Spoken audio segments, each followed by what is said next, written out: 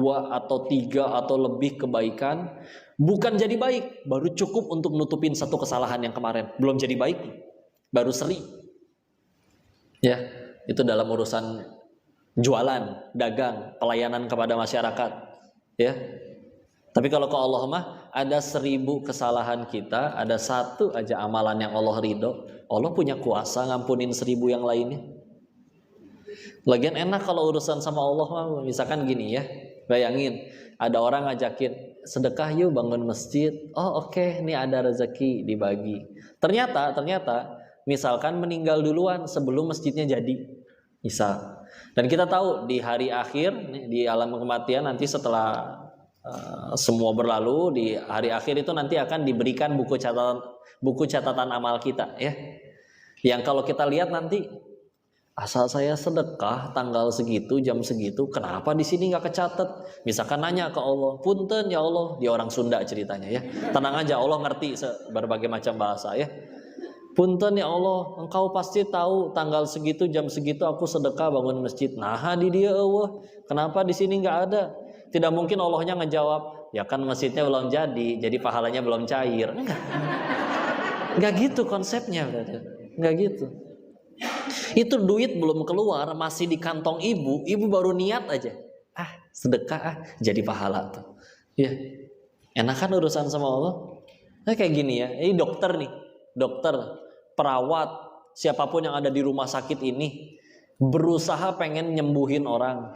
Meskipun kita tahu nyawa di tangan Allah, yang nyembuhin juga Allah. Misalkan dokternya ditanya sama pasien, "Dok, kalau yang nyembuhin semuanya adalah Allah, atau ngapain dokter tengah malam ke UGD? Nyape-nyapein diri, kan bukan dokter yang nyembuhin, betul?" Nah, dokter jawab apa, Dok?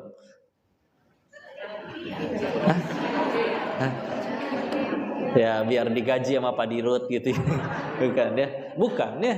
Insya Allah. Tapi ini termasuk ya, nggak cuma dokter, termasuk yang jualan. Kalau yang nentuin orang itu beli atau tidak Allah, ngapain saya bermulut manis, bagus-bagusin dagangan, jelek-jelekin jualan orang lain, memuji si calon pembeli, macam-macam kan? Kalau yang nentuin semuanya Allah, ngapain kita ikhtiar? Maka jawabannya adalah kita ikhtiar untuk jadi amal soleh. Ulangi, jadi amal soleh. Tar dulu kok belum jelas. Bayangin kayak gini biar lebih jelas ya. Seumur hidup seluruh keinginan kita dikabul, tapi tidak ada satupun ucapan, tindakan, perbuatan kita yang jadi amal. Punten, berarti meninggal bawa apa? Pegel, capek, bak-bak di dunia. Iya mungkin kekuasaan dapat, uang dapat, popularitas dapat, tapi nggak ada satupun yang jadi amal. Berarti meninggal bawa apa? Nggak ada bekalnya. Rugi. Atau bandingin dengan orang yang kedua, bisa jadi ada orang yang seumur hidup lebih sering gak dikabul doanya, jarang dikabul, asa hidup teh kayak menurut orang teh kayak tersiksa gitu dia teh. Tapi dia setiap berucap, bertindak, berbuat seluruhnya jadi amal soleh yang Allah terima. Meninggal, dia tuh paling banyak bekalnya. Meskipun di dunia dia yang diremehin, dia yang dicaci, dia yang hina, dia yang difitnah, dia yang dilicikin orang, nggak rugi. Sehingga kalau udah tujuannya itu, sok kena plong enak teh. Nah, sama kan, dokter juga nanti meninggal nggak ditanya, emang udah berapa orang yang kamu sembuhin? Enggak. Selagi niat nyembuhinnya lillahi ta'ala, orang yang mau bayar nggak bayar, sembuh nggak sembuh, tetap jadi amal, betul? Nah itu bekal kita. Dakwah nih kayak gini nih. Saya nggak akan ditanya, emang udah berapa orang yang kamu mualafin? Enggak. Mau berapapun yang kita dakwahi, selagi niatnya lillahi ta'ala, tetap jadi amal. Dan orang jadi soleh setelah kayak gini nih, Allah yang ngubah, nggak bisa ngaku-ngaku kita mah. Orang yang nggak jadi soleh, selagi niatnya lurus, tetap jadi amal. Lagian kayak kajian kayak gini mah, kapan kajian ini sukses bagi saya? Ketika yang bicara makin lillah, daripada punten ya, datang jutaan orang, ditonton berapa orang, semuanya nanti minta foto, tapi niatnya nggak benar. Yang duduk dapat manfaat, saya dibakar hidup-hidup karena salah niat. Bisa jadi yang ngajar di desa cuman alif batasa, itu juga santrinya cuman satu, tapi lillahi ta'ala, dia yang bertinggi derajatnya di sisi Allah. Jadi enak kalau udah tujuannya kayak gitu, sok nanti akhirnya mau diapain gimana enggak ya Allah. Aduh, aku sekarang perannya jadi dokter. Ya udah. Pengen ilmunya jadi manfaat, ya udah. Nggak semuanya teh baru jadi baik kalau jadi jalan tambah dekat kepada Allah kan. Contoh. Para istri tadi ya, istrinya di WA sama suaminya. Istri. Boleh kan manggil istri kan disingkat ya. Dijawab sama istrinya teh. Apa suami kan boleh kan? Boleh ya. Bukan yang lain-lain. Begini iya uang belanja kayaknya harus naik deh Berapa Ya 30 juta lah. Belum beres, itu teh per minggu. Insya Allah ya, bukan per bulan. Senang gak Bu? Tuh, gampang nyenengin ibu-ibu mah Pak. Tinggal dikasih khayalan, mereka udah cukup bahagia ya. Ya, Masya Allah. Amin ya. Ini misal Bu ya, uang belanja naik jadi 30 juta per pekan. Nikmat bukan? Ulangi. Ujian. Jadi kalau kita mendapati sesuatu itu nanti pilihannya dua, bisa jadi nikmat, bisa jadi musibah. Jadi judulnya masih ujian. Kapan jadi nikmat? Sederhana. Kalau jadi jalan tambah dekat sama Allah. Ya, coba uangnya tambah banyak tapi dipakai maksiat. Belah mana nikmatnya Bu? Orang pengen maksiat bisa nggak jadi gara-gara nggak punya duit. Berarti kan nggak punya duitnya dia pertolongan dari Allah. Nggak semua orang bisa lolos ke surga loh dengan ujian uang banyak. Tapi lebih mudah ke surga dan tambah dekat kepada Allah kalau lagi kurang duit, betul? Lebih rajin sholat mana? Pas lagi banyak utang atau pas lagi banyak duit? Iya. Meskipun kita nggak pengen kan punya utang melulu, tapi bisa jadi Allah tahu ini orang punya banyak duit, kendor nih ibadah nih. Ngajinya ngurang, sholatnya kendor, telat melulu, ya. Dan akhirnya ya tadi kan, ya kan sebagian maksiatnya perlu biaya, ya. Nggak murah lagi bahkan sebagian. Mohon maaf, beli narkoba, kudu beli, nggak ada yang ngasih sukarela. Beli minuman keras perlu beli, nggak ada yang sukarela ngasih, ya. Maka tergantung sudut pandangnya ya. Selagi bahagianya kita selalu yang aku suka, bukan yang Allah suka, sok punya berapa ge nggak akan kenyang, nggak akan bahagia. Kita sih bahagianya selalu yang aku suka. Ya Allah, harusnya dia yang jadi jodohku, ya. Padahal kan mintanya jodoh yang terbaik, ya. Katanya tinggal berdoa tahajud. Yang saya taksir dibeliin mobil sama cowok itu, kok dia mau dinikahi? Ya kan kita mintanya yang pengen menggandeng tangan kita ke surganya Allah, bukan menggandeng tangan kita ke showroom mobil, betul? Tenang aja, ya. Mintanya yang terbaik kan? Ya udah, ya. Berarti dijauhkan dari yang kurang baik, sederhana. Ya. Nah, sama uang tambah atau misalkan tadi bicara tentang uang, ya. Nanti gantian misalkan dapat kepahitan, ya, motor hilang misalkan, atau misalkan mohon maaf misalkan ada yang suaminya selingkuh, ya Allah udah didampingin dari nol, giliran sukses dia nikah lagi sama yang seumuran anak kalian, ya. Ya kalau di film-film azab kan gitu ya, mohon maaf. Ya. Maka kalau semenjak diselingkuhi dia makin takwa, mulai gak pernah bolong tahajud, jadi syar'i, rajin ke pengajian, mulai ngapalin Quran, bahkan mengajarkannya, punten tuh bisa jadi gara-gara kejadian itu dia lebih terjamin surganya daripada yang suaminya pada setia. Meskipun yang suaminya udah setia gak usah ditanya, Bapak kapan selingkuh Pak? Enggak gitu konsepnya. Dan penggugur dosa masing-masing tuh beda ya. Nggak gitu ya. Yang penting tambah dekat sama Allah. Nah, selagi tujuan kitanya belum Allah, ya Allah, selalu kan kita jadi kalah sama anak-anak kecil, betul? Lihat anak kecil gampang bahagia, nyanyi nggak jelas ditepok tanganin senang, ya. Gampang bahagia dan gampang memaafkan. Abis benjol sama temennya 5 menit kemudian udah bayaan lagi. Yang berantem ibu, ya. Nah, kamu habis benjol sama dia, anak kecil sederhana. Benjolnya udah nggak sakit, dia punya mainan yang aku suka, diizinin main lagi, ya udah.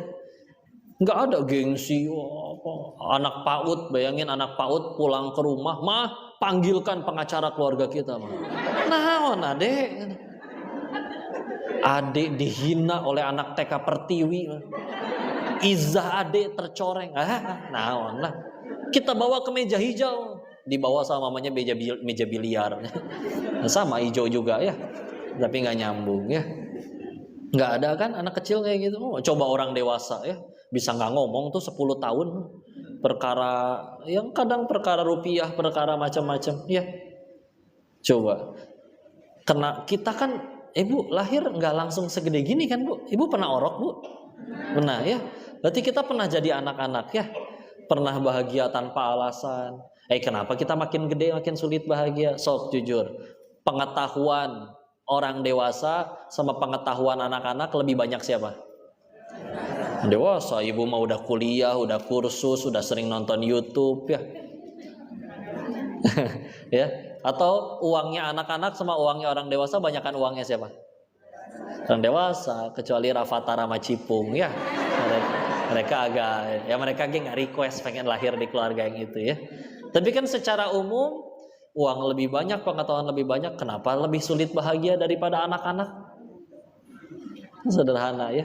Alasannya cuma satu, di hati anak-anak itu belum ada pesaing Allah. Kita makin gede ngerasain, gini ya rasanya punya duit enak, gini ya rasanya punya jabatan enak, gini ya rasanya viral, punya popularitas enak. Itu akhirnya mulai menjadi pesaing Allah di hati kita, bahkan jadi penentu kebahagiaan kita. Sampai makanya kalau di kota besar ada orang baru gajian juga ngambek, percuma gaji segini, saya mah baru bahagianya nanti tuh kalau udah centang biru, kalau rumahnya segede dia, kalau mobilnya sebanyak dia. Kenapa? Makin banyak ilmu, makin banyak pengetahuan dan juga harta, malah makin sulit bahagia. Ya sederhana, kita sih naruh pesaing Allah di hati. Ya, anak kecil meskipun gak ngerti cara ibadah dan lain-lain, ya sederhana, di hatinya belum ada pesaing. Naon harta? Ya, kalaupun dia bisa nerima, kok anak kecil ada tuh kok lebih milih 100.000 daripada 2.000, gak ngerti nilai uangnya. Cuman dia pernah punya pengalaman, kalau pakai yang warna merah, asal dapat coklatnya banyak. Asal yang pakai yang 2.000, cuma dikasih 1, udah, cuma mereka gak ngerti nilai uangnya. Cuman itu doang ya. Gak ngerti, gak paham. Karena pernah saya tes, dikasih yang merah lain, tapi merah yang dulu, tahu gak yang cepet yang perahu pinisi ibu? Kan merah juga ya. Kegocek tuh. Hoyong ya, merah ini. Gak ngerti ya.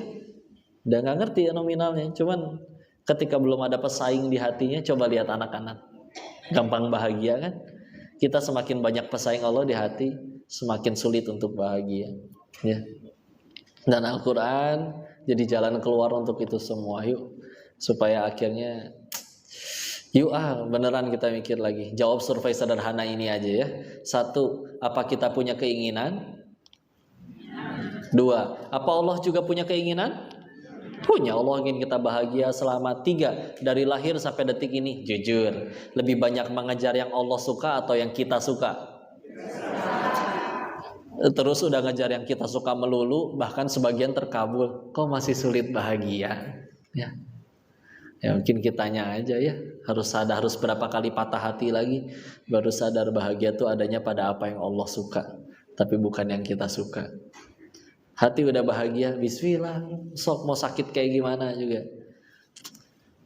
Anak muda bahagianya dia misalkan ketika lagi jatuh cinta, itu lagi meriang, pacarnya nelpon, berangkat tuh bu, hujan-hujanan ya. Ya, sedangkan pemuda badan masih sehat-sehatnya, jag-jag ya, tapi sama si ibu disuruh ke warung beli cabe, diving kalau pemain bola, aduh gugulingannya pada sakit geng enggak ya. Alhamdulillah ya, tergantung lah. Jadi kadang masalah itu nggak usah diapa-apain, semudah kita ganti sudut pandang, selesai urusan. Contoh ya, ada orang ngoleksi buku komik, bahagianya dia adalah kalau seluruh komik terkumpul, hilang 1 aja komiknya, ngejerit tuh, guling-guling di pasir kayak tempura ya. Tapi kalau misalkan ada orang punya komik sebanyak dia, tapi waris, Hilang satu lemari, biarin weh. Udah bahagianya dia, bukan di buku komik. Ya. Maka sama ya, kita sejauh ini bahagianya di mana? Kalau masih bahagianya selalu yang aku suka, padahal kata siapa yang kita suka teh terbaik. Kata anak-anak juga yang terbaik bagi dirinya permen dan coklat. Begitu sakit gigi pun masih minta permen dan coklat. Tapi anak lagi sakit gigi minta permen ke ibu, dikasih nggak? Enggak. Si anak ngambek, mama pelit, beli gelang emas aja bisa. Tetangga ngelihat, ibu kok nggak beliin anaknya coklat, padahal kan ibu kaya. Ibu benci ya sama anak ibu. Ibu nggak ngebeliin coklat ke anak yang sakit gigi karena benci atau sayang? Ya, kalau ada doa kita yang lagi belum dikabul, tenang weh, dia bisa jadi dikabul, saya tambah cilaka. Kenal Teh Yunda nggak? Kenal? Siapa? Istri, ya. Istri, ya. Sudah menikah nanti ya. Ya. Nah ini cerita-cerita ya. Dulu ceritanya Teh Yunda teh waktu zamannya pengen kuliah tuh pengennya ke kampus yang negeri. Kalau di Medan kan ada USU ya, Universitas Sumatera Utara. Nggak kepilih. Kepilihnya masuknya di UMSU, Universitas Muhammadiyah Sumatera Utara. Ya, ini tidak banding-bandingin kampusnya ya. Nah, tapi ada orang kan pada punya cita-cita. Udah gitu, bahkan ada temennya yang nggak belajar malah kepilih dan lain-lain lah ya, menambah kepahitan. Tapi akhirnya setelah dijalanin di semester ketiga atau keempat, seingat saya, akhirnya ketemu dengan teman-teman lingkungan yang akhirnya jadi jalan hijrahnya. Mulai ngaji, mulai syar'i, mulai pengen berdakwah, Masya Allah. Sampai akhirnya begitu lulus, alhamdulillah atas izin Allah, jadilah beliau lulusan terbaik di UMSU. Maka kan ceritanya ada tawaran tuh dari perusahaan yang mohon maaf memang nggak sesuai dengan syariat, dengan berani ngasih gaji yang besar tentunya. Tapi beliau karena sudah ngaji jadinya lebih pilih akhirnya masuk ke Darut Tauhid, khidmat sebagai santri karya. Kerjaan pertamanya apa? Di depan masjid kalau ada pengajian, buka gerai, bagiin celengan, jadi relawan gitu ya. Digajinya sebulan cuma 500.000. Padahal bandingannya tadi perusahaan lain ngasihnya gede. Tapi akhirnya dengan pro dan kontranya tentu pasti dipertanyakan, ngaco ya, bodoh kamu dan lain-lain, kenapa malah milih yang gajinya lebih kecil dan lain-lain. Tapi akhirnya dengan seiring waktu berjalan, akhirnya gajinya mulai naik, akhirnya makin dalam dengan Darut Tauhidnya, terus akhirnya di Darut Tauhid ngewakilin cabang Medan, kumpul Darut Tauhid se-Indonesia. Ketemu waktu itu pertama kali sama Koko, nikah ya. Jadi Bu, punten Bu, setelah saya renungkan kembali, saya tuh cuman paketan bonus hijrahnya Teh Yunda dari Allah ya. Ketika beliau lebih mengejar Allah, ya bonus tuh suami gitu ya. Gitu. Jadi dan apakah sekarang? Enggak. Sekarang kalau ke Medan malah diundang oleh kampus yang dulu menolak dirinya untuk ceramah di situ. Ya. Dibalik-balikin dunia mah gitu aja. Dekat sama yang punya toko roti aja kenyang, makan roti melulu. Apalagi dekat sama yang punya dunia, mau minta apa sok. Ya. Tapi kalau kitanya masih terus, ya yang aku suka aja. Bergantungnya pada ikhtiar diri sendiri. Saya kan udah begini, saya kan udah begitu. Enggak. Yang paling penting bukan sekedar tercapai, tapi yang Allah suka aja. Ya. Gitu aja dah asli dunia teh. Punya duit. Yang lain katanya bisa beli makan 1 kotak, kita bisa beli 1000 kotak. Yang udah kaya asli mah tahu, emang perut saya muat 1000 kotak? Nggak muat. Makanya sampai kami dulu berkesimpulan ya, kalau ada orang pengen jadi kaya tuh alasannya cuma satu. Apa? Karena belum pernah kaya. Dah, gitu aja. Penasaran doang. Ya. Makanya ada istilah OKB itu apa? Orang kaya blow on. Bener, dia cuma penasaran doang ya. Bisa beli makan banyak, tahu orang yang udah kaya asli emang muat perut 1000 bungkus? Enggak. Kan bisa dibesokin, emang besok belum basi. Kan bisa diangetin, enggak seenak beli baru. Tenang dia. Lagian orangnya udah tahu, penasaran. Tempe bacem yang nyaris basi sama steak tenderloin yang 1,5 juta daging wagyu import. Bedanya di mana? 5 senti ini di sini doang. Di lidah. Kalau dia cadel berarti 3 senti ya. Iya, coba udah ketelan. Emangnya kenyang makan tempe sama kenyang makan daging sama apa? Beda. Sama aja, nggak beda. Apa yang benar-benar sama? Keluarnya sama-sama bau. Gitu. Nggak ada makanan, ini makanan kok mahal banget sih Pak? Oh iya, karena nanti keluarnya wangi. Enggak, tetap bau. Iya kan? Gitu aja. Ada lagi, kan bisa beli villa kok, beli rumah. Yuk jujur ya, orang beli villa, yang paling nikmatin villanya siapa sih? Si Mamang sama si Bibi, betul? Berenang tiap hari, seger. Ajib kata. Karena dari sini aja tuh kita udah tahu ternyata kunci bahagia tuh satu, jaga villa. Bukan ya? Bukan ya? Ini coba lihat, nggak mikirin gaji, nggak mikirin apa, hisab, enggak. Ada bukan punya dia, tapi tiap hari lari-larian di taman sama si Bibi, Mama. Nanti malam mau tidur di lantai berapa sayang? Enak kan? Milih ya, tiap bulan digaji, nggak mikirin hisab. Coba yang punyanya, belum tentu datang Bu, setahun sekali ya. Mau di aku nggak bisa, nanti ketahuan KPK kan repot ya. Udah gitu, tiap bulan mikirin gaji karyawan, maintenance kolam renang, ngisi token listrik. Punya villa ngisi token 20.000, malu Bu. Belum lagi hisabnya repot ya. Jadi teh kita ngebeliin villa, dan secara nama aja ternyata kadang punya si Bibi itu ya, secara hukum kalah itu ternyata ya, karena nggak bisa pakai nama sendiri ya. Kadang demi ngindarin pajak progresif pakai nama siapanya juga ya macem-macem lah ya. Ada yang ketawanya menjiwai juga ya. Masya Allah ya. Masya Allah ya, tenanglah. Allah takdirin harus punya. Kalau takdirin gak ada garisnya jadi kaya, jadi terkenal, mau ngapain juga. Live TikTok, mandi lumpur, gak viral-viral. Ya. Sedangkan ada pemuda di Sulawesi sekedar nangis di pinggir jalan, masuk tuh TV kemana-mana. Ya. Kalau udah ada garisnya mah, udah.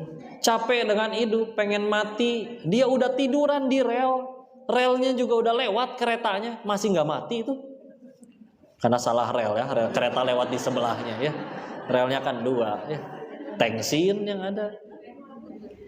Repot. Ada ingat ada orang jatuh ke dalam sumur?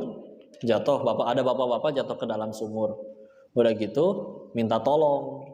Alhamdulillah ada yang lewat, diturunin timba, naik lah dia. Biar tenang, si bapak itu lagi bawa susu, dikasih minum. Begitu udah tenang kan ditanya, "Hei bapak, kenapa bisa jatuh?" Diperagain. Gak tahu ya. Tadi saya cuma berdiri di sini nih, terus jatuh lagi, ya.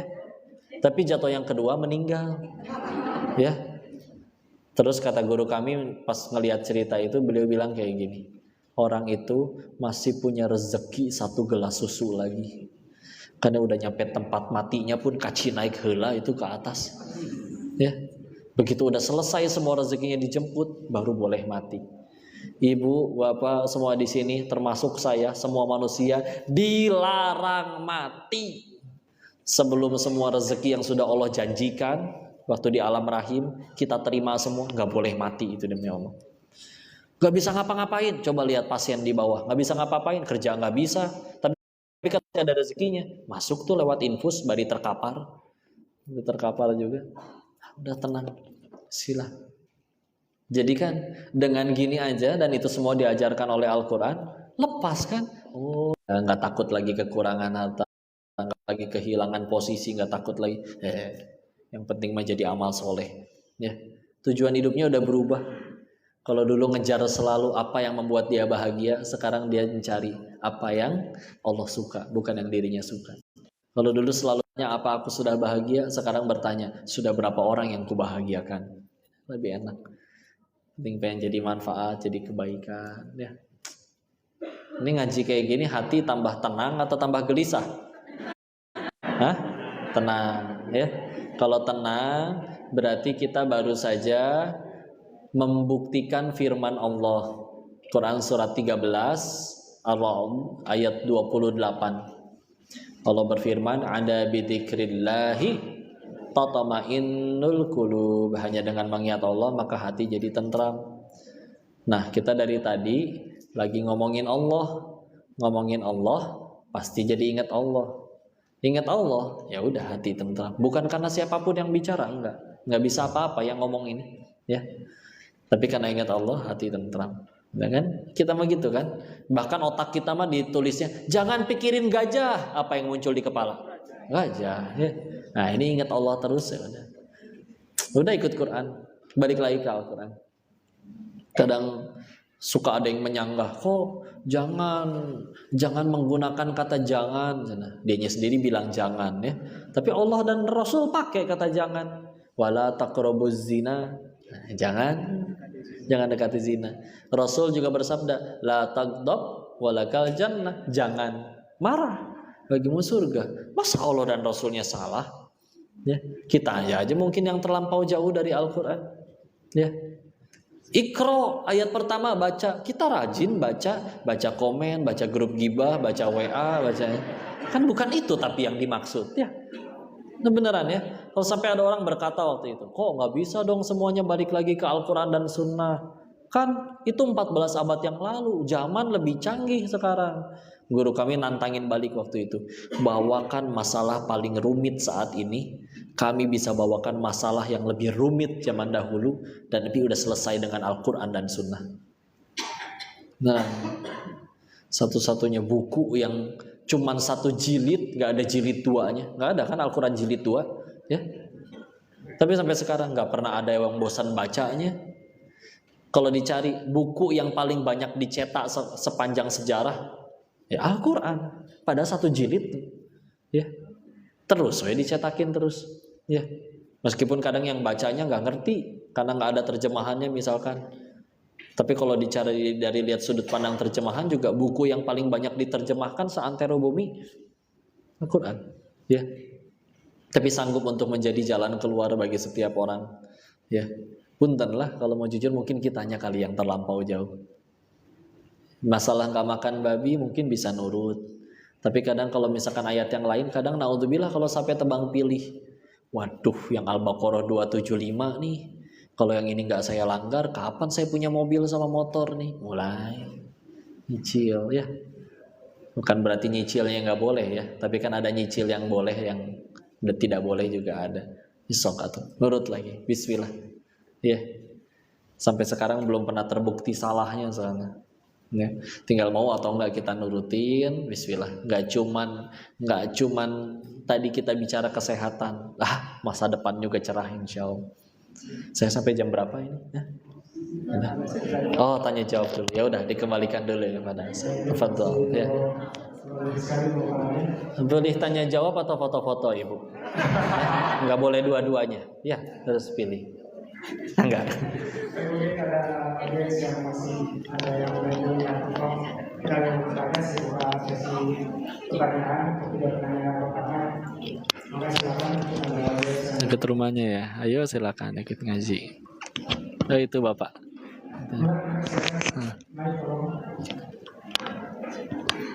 Ada mic-nya?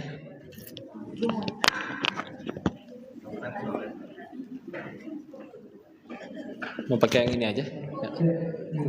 Ya.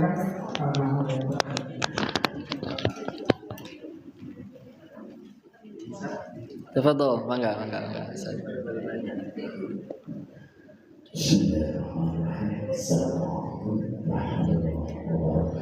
Waalaikumsalam warahmatullahi wabarakatuh. Nama saya Ibnu Suhanta. Masya Allah. Saya adalah pasien gejala. Masya Allah. Tidak sedih. Terima kasih. Alhamdulillah. Iya, mangga Ustaz.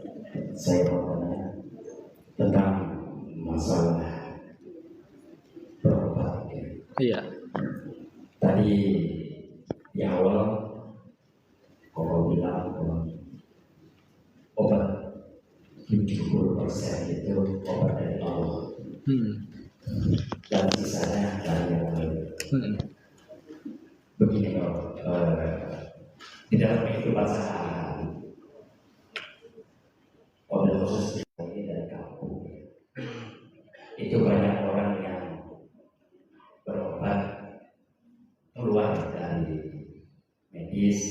salah satu contoh kedukunan. Nah, kira-kira nyambut nggak tuh? Yang 30%, yang 70% itu dari Allah, yang 30% itu dari luar. Kira-kira kalau kita berobat selain daripada medis, apakah bisa menjadi pahala atau baik atau tidak? Baik, insyaallah. Baik, terima kasih. Ya, kan ya itu dia tadi ya. Makanya nanti kita bicara penyakit juga, itu penyakit ada banyak. Ya, kadang-kadang sebagian katanya pernah ada yang bilang, gimana ceritanya kaki berdarah terus malah dibacain Al-Quran, kan bagi mereka tidak nyambung. Makanya kita lihat penyakit sendiri juga ada banyak. Dan penyakit nanti terpecah, kan ada penyakit fisik, ada penyakit hati. Sedangkan penyakit fisik sama hati ini ya obatnya beda.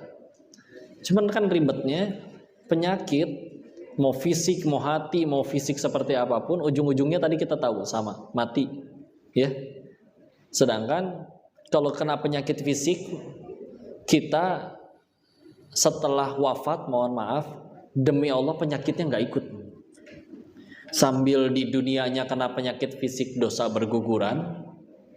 Karena kita tahu ya, kepahitan itu termasuk penyakit. Itu ngegugurin dosa, pilihannya cuma dua. Kalau nggak gugurin dosa, pasti meninggikan derajat di sisi Allah. Ya, ketika akhirnya fisik sakit, bahkan punten misalkan meninggal, maka demi Allah penyakitnya nggak ikut setelah dibangkitkan kembali. Atau punten lah, meninggal kelindes kendaraan besar, punten misalkan, isi perutnya kemana-mana, dibangkitkan kembali, apakah berantakan? Enggak, utuh. Ya. Meninggal misalkan mohon maaf ada tumor besar di lehernya, dibangkitkan kembali, utuh demi Allah, gak ikut penyakitnya.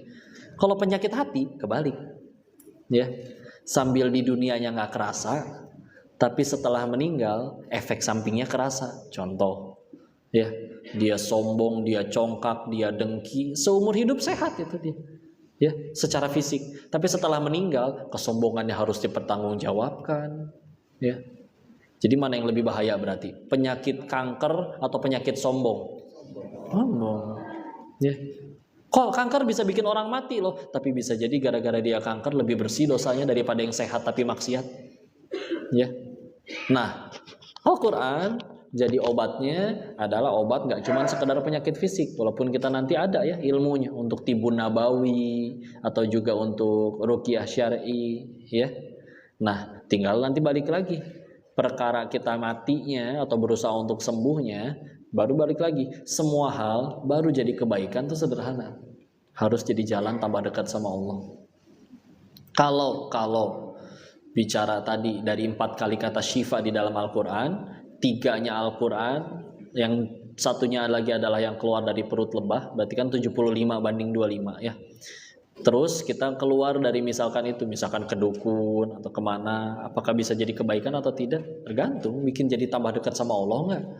Cuman kalau udah konotasinya dukun, kan dukun mah ya punten ya, bekerja samanya bukan dengan Allah ya, karena ini baru jadi bahaya ya. Karena yang paling penting, puntenlah kami meyakini badan mau sesakit apapun, akidah aman, ya sebagaimana orang-orang soleh terdahulu. Mereka semua banyak yang lebih pilih mati daripada akidahnya rusak. Lihat orang di Palestina juga kan, ya. Mereka bisa kalau punya pilihan untuk meninggalkan, ya udah ngungsi aja, biarin negeri kita. Tapi banyak yang lebih pilih mati di situ daripada akidahnya rusak dan lain-lain. Ya, banyak yang seperti itu, ya. Sehingga balik lagi nih, yang kita lebih kejar apanya di sini? Iman kepada Allahnya atau sekedar ya tadi sehat? Yang kadang orang pengen sehat juga kalau mau jujur. Pernah ada ngobrol ini sama teman sekolah. Dia bilang, gue pengen sehat lagi nih biar bisa dugem lagi. Ada yang ngomong kayak gitu. Kan naudzubillah, ya. Cuman kan ya nggak semua orang. Ada yang pengen sehat karena pengen bisa ibadah juga ada. Tapi ya balik lagi, ya semuanya harus jadi kebaikan. Tapi kalau pertanyaannya, kok ada nggak yang bisa sembuh dengan mohon maaf dengan cara dukun yang nyembuhin? Ada yang katanya penyakitnya bisa dipindahin ke kambing dan lain-lain. Ya, dunia yang goib seperti itu, sihir itu ada. Tapi ya makanya balik lagi, yang lebih penting dari itu semua adalah hasilnya apa? Jadi tambah dekat sama Allah atau enggak? Karena memang cara paling mudah bagi mereka itu adalah Nih kayak kita gini nih, kita ngaji kayak gini nih. Kan setan nggak suka kita ngaji. Gimana cara paling mudah bagi setan untuk supaya kita gugur pahalanya? Kan nggak mungkin kita beres ngaji kayak gini kita langsung ngerampok bank rame-rame, susah kan? Iya, maka paling gampang gimana? Diganggu akidahnya. Dengan cara apa? Dimulai dibikin kayak percaya kepada selain Allah. Ya. Atau yang paling sederhana gitu, suka ada yang percaya jangan foto bertiga, nanti yang tengah mati duluan. Enggak. Yang moto ge bakal mati demi Allah. Ya. Yang nggak ikut-ikutan di rumah juga bakal mati. Ya. Keluar pintu rumah kejatuhan cicak saya bakal sial. Enggak. Kejatuhan cicak 4 RW juga nggak akan sial. Sial tuh 1, bikin dosa nggak tobat, tambah jauh dari Allah. Ya. Sampai ada kisah kayak gini ya, izin punten. Ada guru kami ngajar pengajian di rumah. Udah gitu, ada satu pemuda yang biasa ikut, anak di keluarga tersebut, jadi nggak pernah ikut lagi. Nanya dong ke orang tuanya, anak ibu yang itu mana bu? Dulu rajin ikut kok sekarang nggak ikut, apa sekarang ngekos, kuliah di luar kota? Dijawab sama si ibunya, oh enggak, ada tuh di kamar. Kok ada di kamar nggak ikut? Si ibunya berbisik, dia lagi kesurupan si kakek. Hah? Gimana maksudnya bu? Ibu tahu dari mana itu si kakek? Habis ditanya segala hal tentang si kakek dia tahu. Maka baru dari ini dijelasin, bu, punten, orang udah meninggal, dia udah nggak ada di alam ini, udah lagi di alam barzah, riweuh dengan urusannya sendiri. Kalau dia soleh berarti istirahat nunggu sampai hari kiamat. Kalau nggak soleh lagi ngejalanin hukuman sampai hari kiamat. Ya. Terus belum menjawab siapa yang masuk ke dalam si kakek, si anak tersebut. Kok tahu segala hal tentang si kakek, hal-hal yang hanya diketahui oleh si kakek. Masa dia bukan si kakek? Maka jawabannya, manusia itu lahir nggak cuma didampingin malaikat pencatat amal, tapi juga didampingin oleh satu dari golongan bangsa jin, disebutnya Qarin. Qarin ini dalam bahasa Arab artinya sahabat. Nah, tapi dalam bahasa Arab sahabat juga ada banyak, ada sohib ya, sodiq, ada rofik dan lain-lain ya. Kayak di Indonesia juga banyak kan, teman, bestie ya, yang lain-lain ya, macam-macam ya, friend ya, apapun itu ya. Nah, bedanya emang ya, dan itu dibedakan berdasarkan tingkat kedekatannya. Yang paling dekat adalah Qarin itu tadi. Makanya sedekat-dekatnya manusia sama manusia, contoh suami istri, kan gak 24 jam barengan, betul? Gak mungkin ibu lagi di toilet didukung sama si bapak, ayo semangat bu, gitu kan, geleh ya kali ya. Tapi kalau Qarin, dari lahir sampai meninggal 24 jam nempel ikut. Jadi tahu segala hal tentang orang tersebut. Tapi bangsa jin, wa ma khalaqatul jinna wal insa illa liya'budun, diciptakan oleh Allah untuk ibadah. Apakah semuanya ibadah? Sama kayak manusia, ada yang tidak taat kan? Jin juga ada yang tidak taat. Begitu orangnya meninggal, dianya tidak taat, ya udah ngeganggu anak cucu keturunannya. Tuh, kalau mau sembuh, datang ke dukun yang itu. Akhirnya masalahnya apa? Itu keluarga yang tadinya kalau ada masalah ambil wudhu, sujud, sholat. Sekarang kalau ada masalah, nunggu si anak kesurupan, baru nanya ke si kakek. Coba, rusak nggak tauhidnya? Rusak. Ya. Lebih mudah nggak bagi bangsa jin ngelakuin itu daripada misalkan beres ngaji langsung ngerampok rame-rame? Enggak. Lebih susah, lebih mudah. Udah diganggu, sana sholat, sana ngaji ya. Tapi kamu sakit ya, mau sembuh ya. Tuh dukun yang itu tuh cuman perlu kasih tumbal, cuman perlu ini itu. Nanti kamu sembuh loh. Punten, badan bisa jadi sembuh. Akidah rusak, cilaka ya. Na'udzubillah. Ya, maka ini harus jauh lebih penting ya. Makanya nanti sakit itu tadi makanya terbagi. Ada sakit fisik, ada sakit hati. Yang lebih bahaya penyakit hati. Ini bisa jadi orang pada sehat fisiknya tapi hatinya yang sakit, pahala berguguran dan lain-lain. Ya, maka ini dia ya. Yang paling penting berobat tentu baik, apalagi niat berobatnya untuk jadi tambah dekat sama Allah. Karena kalau sehat, berapa banyak coba ibadah yang harus kita sehat. Umroh harus sehat bu, gimana kalau nggak bisa jalan? Ya, maka ya sudah. Makanya dia berobatnya niatnya untuk tambah dekat kepada Allah. Maka ya juga tentu cara berobatnya dan yang lain-lain harus juga dengan jalan yang Allah ridho. Karena dah buat apa sembuh tapi akidah rusak, ya.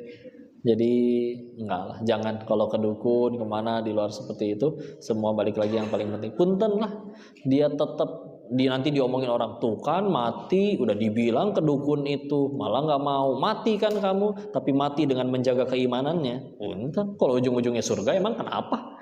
Daripada hidup lama, panjang umur, kaya, sehat, terkenal, viral, populer, punya jabatan, kekuasaan, tapi meninggalkan neraka, repot, ya. Jadi ya sudah. Yang paling penting Allah ridha atau enggak. Wallahu a'lam bishawab. Menuju ke sesi pertanyaan selanjutnya mungkin. Ya. Pertanyaannya jika pada misalnya saya seperti yang aku bertanya, maka silakan berdiskusi. Minta tolong nanya.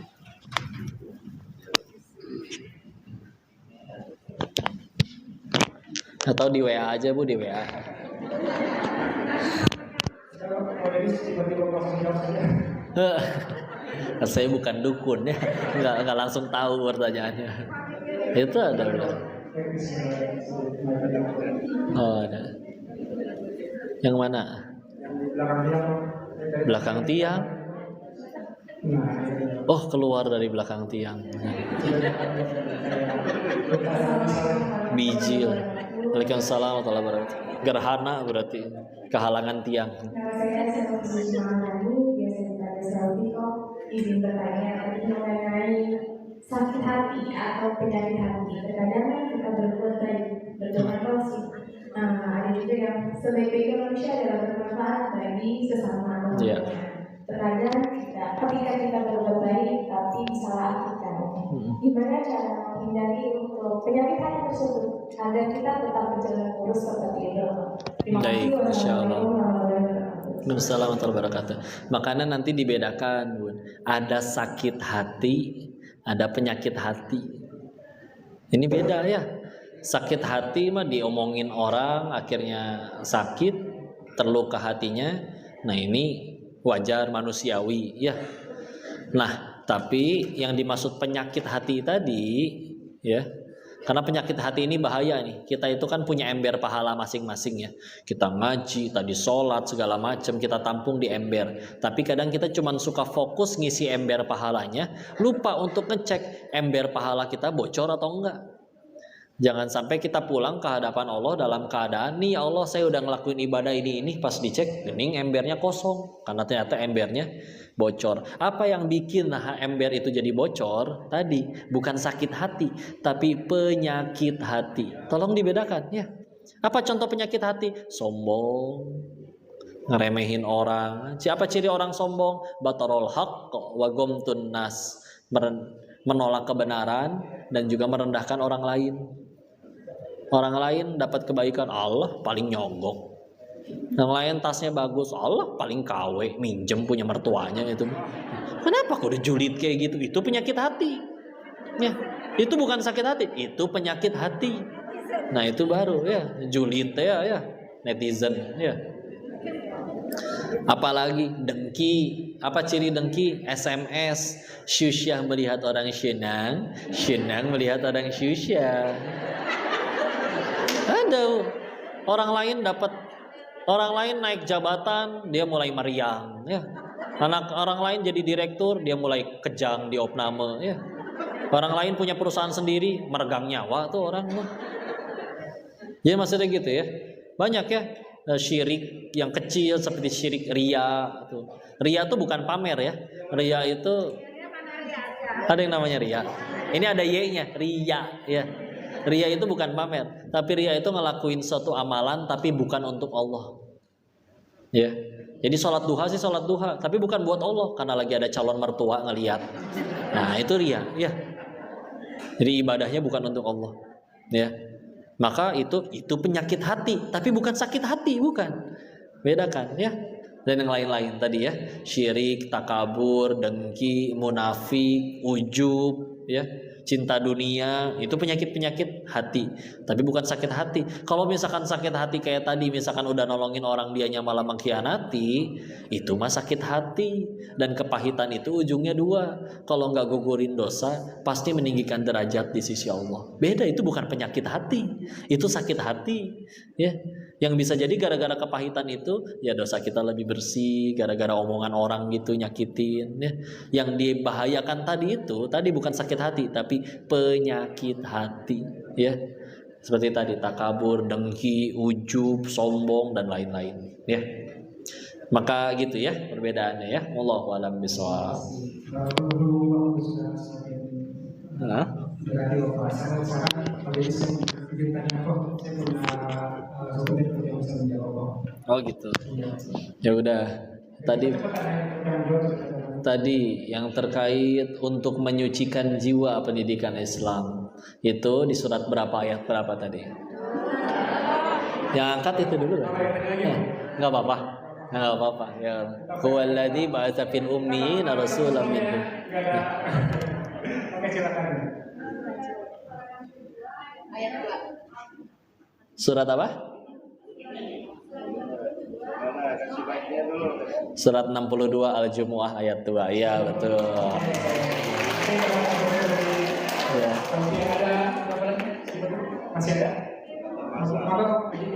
Ada lagi. Kalau tadi ayat yang ala bidzikrillahi tatmainnul qulub. Surat berapa, ayat berapa? Enggak, itu belakang Ibu. Iya, Masya Allah. Surat 13 ayat 2. Masya Allah. Satu lagi. Nafarnya agak susah.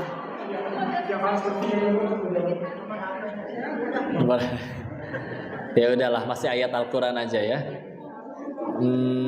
Ini aja doanya Nabi Adam, Rabbana dhalamna anfusana wa illam taghfir lana wa tarhamna lanakunanna minal khasirin. Surat apa, ayat berapa?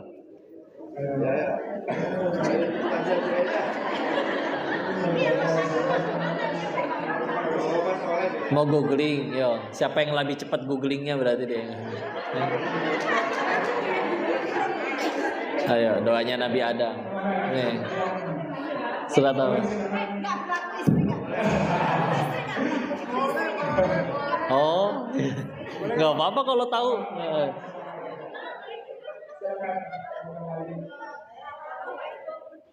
Iya, betul. Ya, betul. Al-Fatihah berarti 3. Baik. Cukup insya Allah. Oh ya udah, baik ya.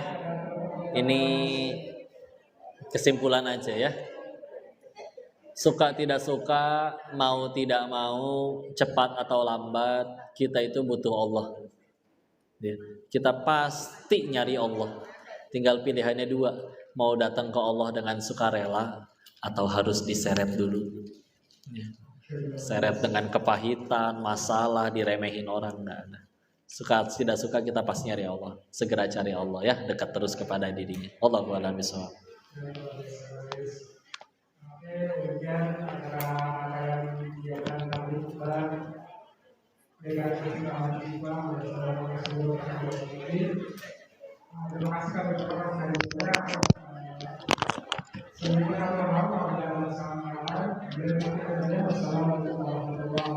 kita tutup dulu ya. Subhanakallahumma bihamdika asyhadu an la ilaha illa anta astaghfiruka wa atubu ilaik. Barakallahu fikum. Assalamualaikum warahmatullahi wabarakatuh. Nanti lanjut kajian lagi ya. Pamit dulu. Assalamualaikum warahmatullahi wabarakatuh.